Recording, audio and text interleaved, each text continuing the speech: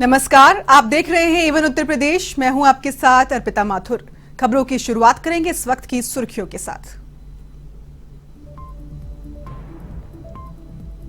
शिवपाल यादव की बीजेपी में जाने के संकेत, सीएम योगी से मुलाकात के बाद चर्चाओं का दौर तेज। दिल्ली में गृह मंत्री अमित शाह से भी मुलाकात।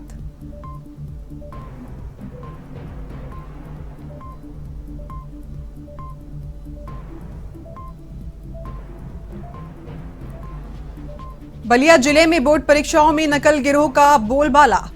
इंटरमीडिएट अंग्रेजी पेपर लीक मामले में सिकंदरपुर से 5 और आरोपियों को किया गिरफ्तार। अब तक 22 आरोपियों को किया गया गिरफ्तार।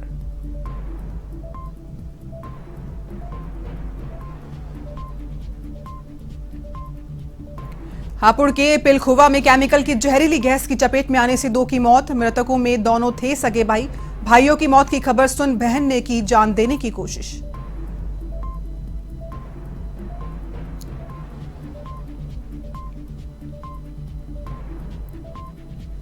यूपी के बाराबंकी में रफ्तार का कहर। सड़क हादसे में 4 लोगों की दर्दनाक मौत। पूर्वांचल एक्सप्रेसवे पर हाथी का पूर्वा गांव के पास हुआ हादसा।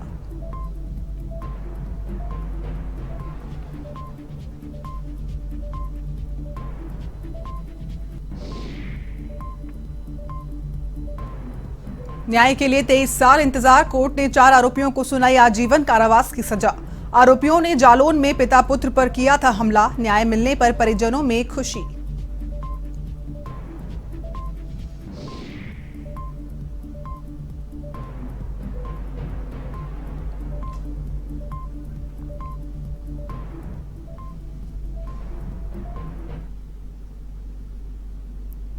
तो अब खबरें विस्तार से, जहां लगातार उपेक्षा से आहत प्रगतिशील समाजवादी पार्टी के राष्ट्रीय अध्यक्ष और पूर्व कैबिनेट मंत्री शिवपाल सिंह यादव के भारतीय जनता पार्टी में शामिल हो सकते हैं। हालांकि इसकी अभी तक कोई आधिकारिक सूचना नहीं मिली है। चर्चा है कि शिवपाल यादव ने दिल्ली में गृह मंत्री अमित शाह से मुलाकात की थी। वहीं उसके बाद शिवपाल यादव ने मुख्यमंत्री योगी आदित्यनाथ से भी मुलाकात की है। सीएम योगी और शिवपाल यादव की इस मुलाकात के बाद से सियासी गलियारे चर्चाओं के दौर में है। आपको बता दें, इटावा से दिल्ली जाने के दौरान शिवपाल ने पूर्व विधायक हरिओम यादव से भी मुलाकात की थी। माना जा रहा है कि जल्द ही शिवपाल यादव बड़ा ऐलान कर सकते हैं। इधर शिवपाल ने कहा कि मुख्यमंत्री से शिष्टाचार भेंट हुई है। भविष्य के फैसले पर कहा कि वक्त आने पर इसका खुलासा करेंगे। शिवपाल के इस रहस्यमय बयान से सियासी हलके में चर्चाओं का दौर शुरू हो गया है।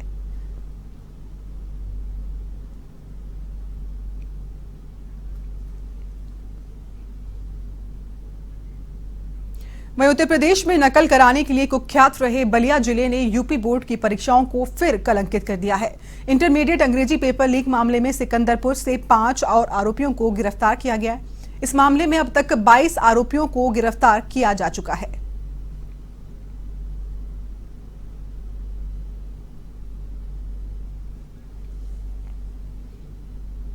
समाजवादी पार्टी के वरिष्ठ नेता और रामपुर से शहर विधायक आजम खान अपने तीखे बयानों के लिए जाने जाते रहे हैं। वे 10वीं बार विधायक चुने गए हैं। वर्तमान में वे अदालत में कई मुकदमे लंबित होने के चलते सीतापुर की जेल में हैं।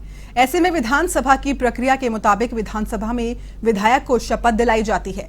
इससे जुड़ा एक पत्र सीतापुर की जेल पहुंचा, जिसे वहां की जेल अधीक्षक ने रामपुर की एमपी एमएलए अदालत को रेफर कर दिया है। लेकिन अदालत ने उन्हें शपथ लेने के लिए विधानसभा जाने की अनुमति नहीं दी।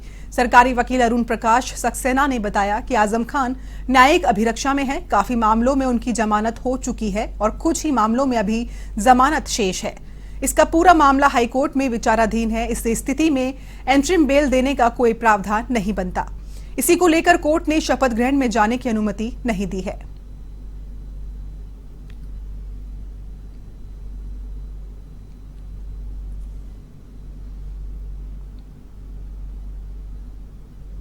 मोहम्मद आजम खां को जेल से, सीतापुर जेल से विधानसभा में शपथ ग्रहण में उपस्थित कराने के लिए जेल प्रशासन ने न्यायालय से अनुमति मांगी है।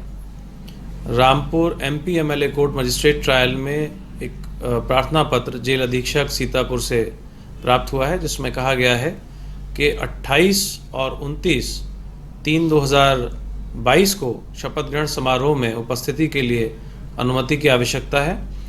तो मोहम्मद आजम खां न्यायिक अभिरक्षा में है। काफ़ी मामलों में उनकी ज़मानत मंजूर हो चुकी है और कुछ एक मामलों में उनकी ज़मानत अभी शेष है, जिसका मामला ऑनरेबल हाई कोर्ट के सामने ज़मानत हेतु विचाराधीन है। तो ऐसी स्थिति में इंटरिम बेल दिए जाने का कोई प्रावधान मेरी राय में नहीं बनता है और माननीय न्यायालय MP MLA कोर्ट से भी उन्हें कोई अनुमति शपथ ग्रहण में जाने की नहीं प्राप्त हुई। वाराणसी के मणिकर्णिका घाट के नगर आयुक्त ने अधिकारियों के साथ मिलकर घाट का निरीक्षण किया। इस दौरान संबंधित अधिकारियों को बचे हुए कार्यों को जल्द पूरा करने के निर्देश भी दिए गए। साथ ही इलाके से अतिक्रमण हटवाने के भी दिशा निर्देश दिए गए हैं।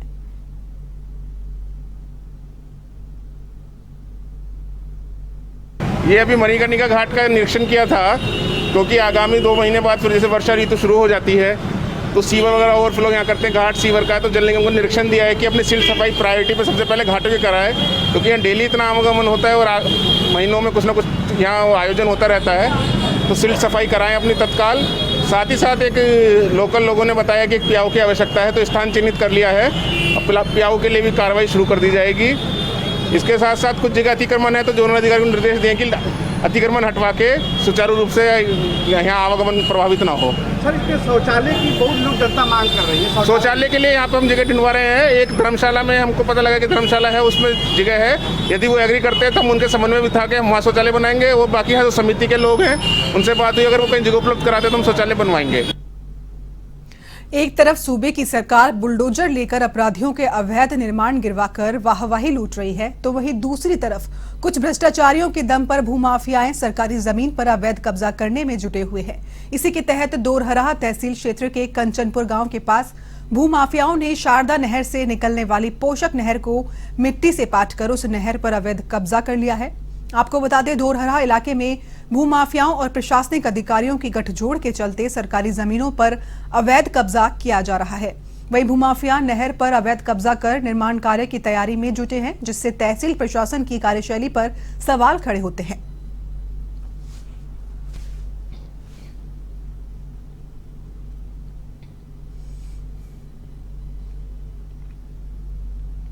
गोंडा के कोतवाली नगर में नाबालिग से गैंगरेप के मामले में एक आरोपी से पुलिस की मुठभेड़ हुई है। इसमें आरोपी राजा को गोली लगी। इसके बाद उसे एसओजी नगर पुलिस ने गिरफ्तार कर लिया है। दरअसल केस में नाबालिग से 4 लोगों ने गैंगरेप किया था। इसमें 3 आरोपी पहले ही गिरफ्तार हो चुके हैं। एक अन्य आरोपी राजा और पुलिस के बीच गुरुवार को मुठभेड़ हुई है, जिसके बाद एसओजी नगर पुलिस ने आरोपी को दबोच लिया। जनपद गोंडा में कल कोतवाली नगर में एक मुकदमा पंजीकृत किया गया था, जिसमें एक नाबालिग युवती ने अपने साथ दुष्कर्म होने की बात बताई थी। उसी पे मुकदमा पंजीकृत करके तुरंत थाना कोतवाली नगर एवं एसओजी की टीम को लगा दिया गया था। मात्र 10 घंटे के अंदर इस घटना से संबंधित जो मुख्य अभियुक्त था राजा पुत्र जाने, इसको पुलिस मुठभेड़ में गिरफ्तार कर लिया गया है। इसको गोली लगी हुई है। अन्य भी जो इसमें मौजूद रहे हैं, जिनकी सहभागिता रही है, उनके खिलाफ भी कार्रवाई जारी है। और ऐसे जितने भी अभियुक्त हैं जो इस तरीके का अपराध करते हैं, लूट डकैती या महिला संबंधी अपराध करते हैं, उन सब के खिलाफ सख्त से सख्त कार्रवाई की जाएगी। जालौन के रैंडर थाना क्षेत्र के अंतर्गत 23 साल पहले हुए हत्या के एक मामले में जिला सत्र न्यायालय ने कठोर फैसला सुनाया है।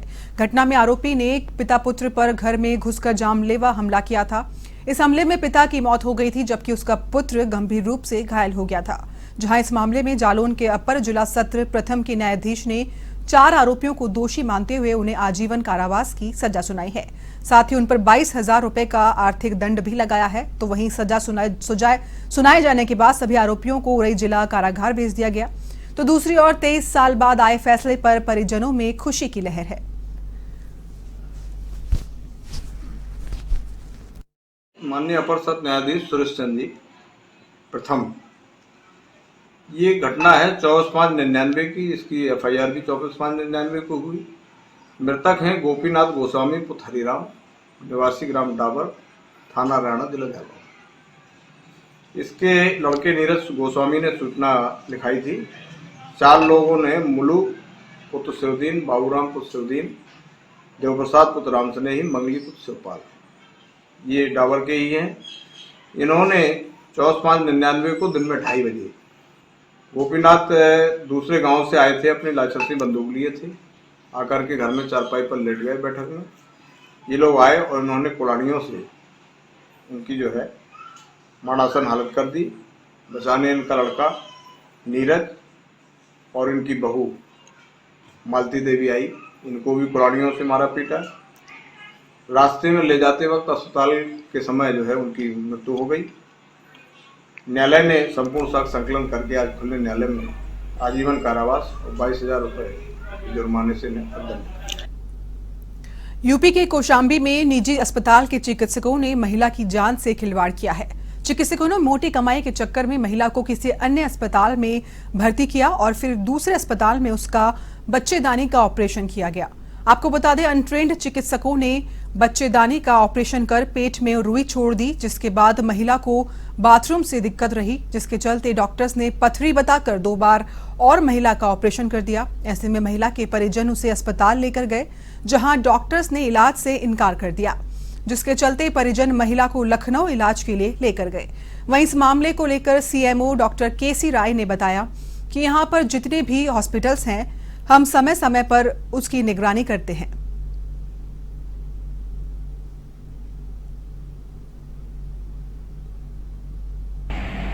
यहाँ जो भी हॉस्पिटल रिकॉग्नाइज है, हम उसकी जो है समय समय पर मॉनिटरिंग करते हैं और यदि इस तरह की कोई घटना किसी हॉस्पिटल के द्वारा हुआ है और हमारे संज्ञान में अभी आया नहीं है, ये आता है, आप लोगों के द्वारा बताया जा रहा है, तो इसमें हम संज्ञान लेंगे और जो भी विधिक कार्रवाई होगा उसमें जरूर करेंगे। फतेहपुर पुलिस ने विकेश हत्याकांड का खुलासा कर दिया है, जहां पुलिस ने मामले में आरोपी दोस्त को गिरफ्तार किया है। आपको बता दें, हत्या का कारण 63,000 रुपए बताए जा रहे हैं। पुलिस के मुताबिक विकेश के दोस्त ने विदेश भेजने के नाम पर 63,000 रुपए लिए थे, जिसके बाद न तो विदेश भेजा और न ही पैसे वापस किए, बल्कि अपने साथी के साथ मिलकर विकेश की हत्या कर दी थी। फिलहाल पुलिस ने आरोपियों को गिरफ्तार कर जेल भेज दिया है।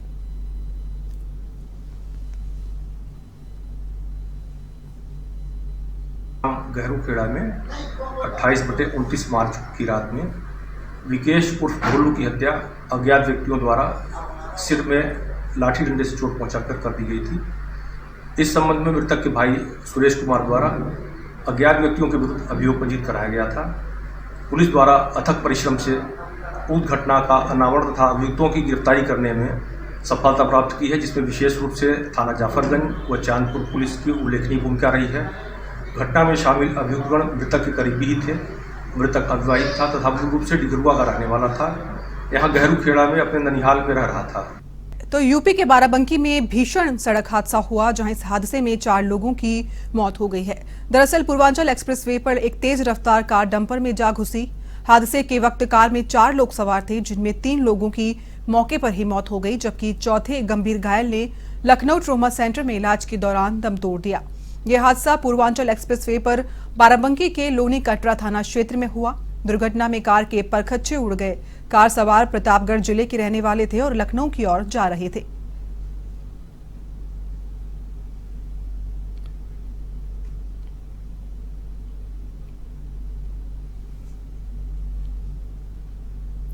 खबर यूपी के हापुड़ से है, जहां हैंडलूम नगरी पिलखुवा में केमिकल की जहरीली गैस की चपेट में आने से 2 युवकों की मौत हो गई। मृतक दोनों सगे भाई थे। भाइयों की मौत की सूचना पर एक बहन ने फांसी लगा ली। हालांकि लोगों ने समय रहते उसे अस्पताल पहुंचाया, जहां गंभीर हालत में उसका इलाज जारी है। आपको बता दें, पिलखुवा के मोहल्ला न्यू आर्यन नगर स्थित चादर छपाई करने वाली फैक्ट्री में 2 भाई धुलाई के लिए चादर लेने गए थे। जैसे ही नावेद और असलम कमरे में सूख रही चादर लेने के लिए पहुंचे तो वह बेहोश होकर गिर पड़े। काफी देर तक बाहर न आने पर मौके पर मौजूद कर्मचारियों ने जाकर देखा तो दोनों की मौत हो चुकी थी। मृतक मूल रूप से गढ़ के चित्तोड़ा निवासी है, जो कि पिछले 10 वर्षों से पिलखुवा के मोहल्ला शिवाजी नगर में रह रहे थे। फिलहाल पुलिस पूरे मामले की जांच में जुटी है।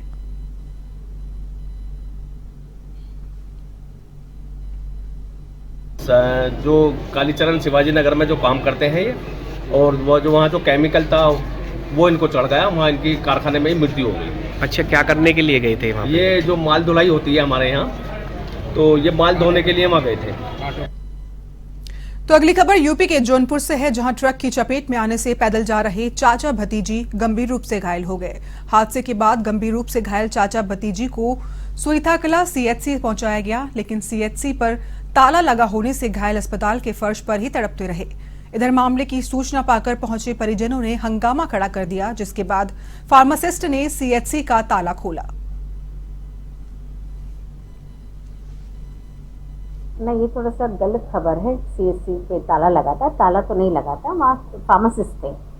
मगर जो पेशेंट के अटेंडेंट जो थे वो कह रहे थे कि डॉक्टर चाहिए। डॉक्टर शायद खाना खाने के लिए चला गया था, तो उस बीच में कोई नहीं थे।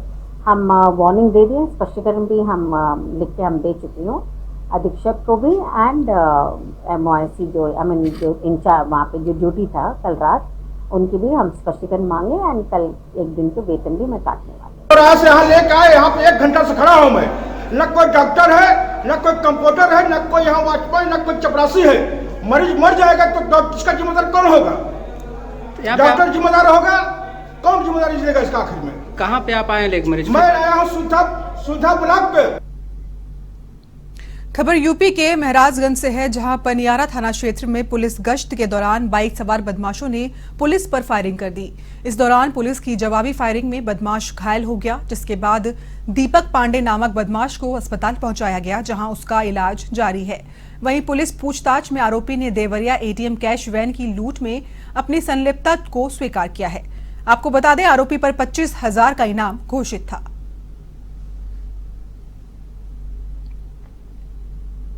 देखिए, थाना पनियारा क्षेत्र में इंस्पेक्टर पनियारा अपने फोर्स के साथ भौराबारी पुल पे वाहनों की चेकिंग कर रहे थे।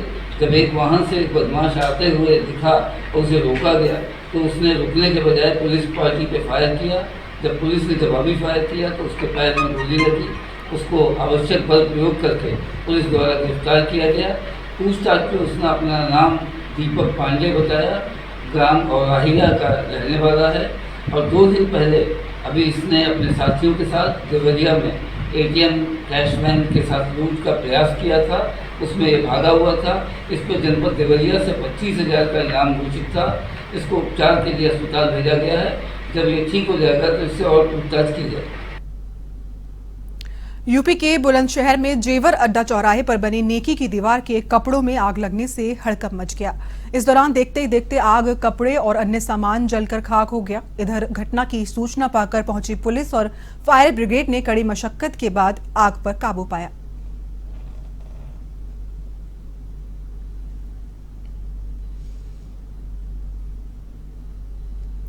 यूपी के लखीमपुर खीरी में डॉक्टर्स की संवेदनहीनता का मामला सामने आया है। दरअसल मारपीट में घायल पति पत्नी इलाज के लिए CHC पहुंचे थे, जिसके बाद घायल महिला के इलाज की बजाय डॉक्टर्स ने पुलिस थाने में जाने की नसीहत दे दी। इसी बीच महिला घंटों तक तड़पती रही। वहीं एम्बुलेंस न मिलने के कारण घायल पति अपनी बेहोश पत्नी को ठेले पर लादकर पुलिस थाने पहुंचा। इधर इस पूरे घटनाक्रम का वीडियो सोशल मीडिया पर तेजी से वायरल हो गया। ये पूरा मामला निघासन CHC का है।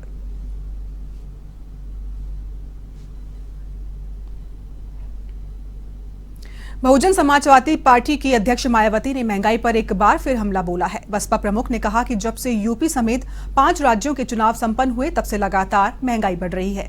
कई दिनों से लगातार पेट्रोल डीजल के दाम बढ़ रहे हैं। इसका सीधा असर गरीब मध्यम वर्ग पर पड़ रहा है।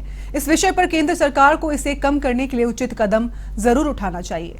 बसपा प्रमुख ने इससे पहले मांग करते हुए कहा कि कोरोना के कारण सेना में भर्ती रैलियों के आयोजन पर पिछले 2 साल से लगी रोक अभी आगे लगातार जारी रहेगी। संसद में दी गई ये जानकारी निश्चय ही देश के नौजवानों, बेरोजगारों, परिवारों और खासकर सेना में भर्ती का जज्बा रखने वाले परिश्रमी युवाओं के लिए अच्छी खबर नहीं है।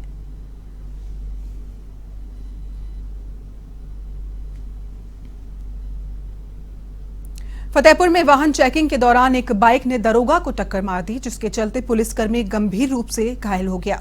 तो वहीं बाइक सवार पिता पुत्र भी इस हादसे में घायल हुए हैं, जिसके बाद घायलों को अस्पताल में भर्ती करवाया गया है, जहां पुलिसकर्मी को डॉक्टर ने मृत घोषित कर दिया है। आपको बता दें, पूरा मामला फतेहपुर के सुल्तानपुर घोष थाना क्षेत्र का है। फिलहाल पुलिस पूरे मामले की जांच में जुटी है।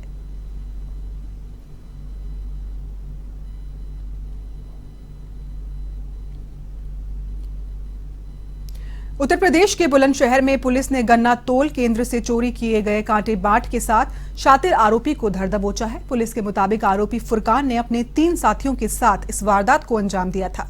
इस दौरान उन्होंने खानपुर के गन्ना तोल केंद्र से कांटा बाट समेत कीमती सामान पर हाथ साफ कर दिया। आरोपियों से कांटा बाट और एक तमंचा भी बरामद किया गया है।